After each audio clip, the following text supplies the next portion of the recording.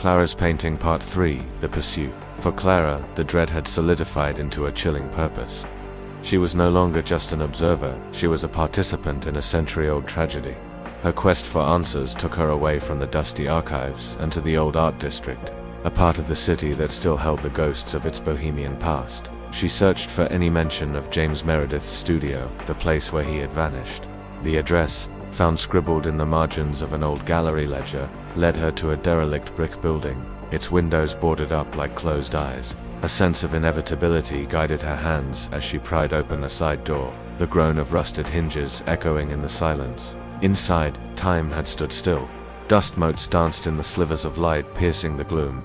Canvases draped in white sheets stood like silent sentinels. An easel stood in the center of the room, holding a blank, stretched canvas.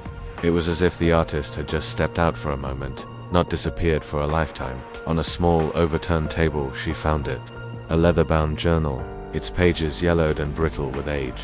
His journal, her heart hammered against her ribs as she opened it, the scent of old paper and linseed oil rising to meet her.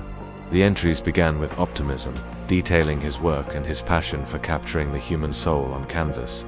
But as she read on, the tone shifted. James wrote of a final, ambitious project, a self-portrait that would be his masterpiece.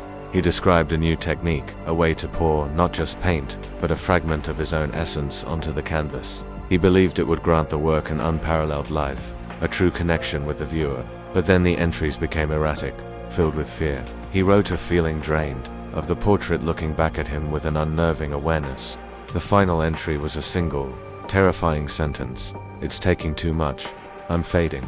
A gasp escaped Clara's lips. He hadn't just vanished, he had poured himself into the painting.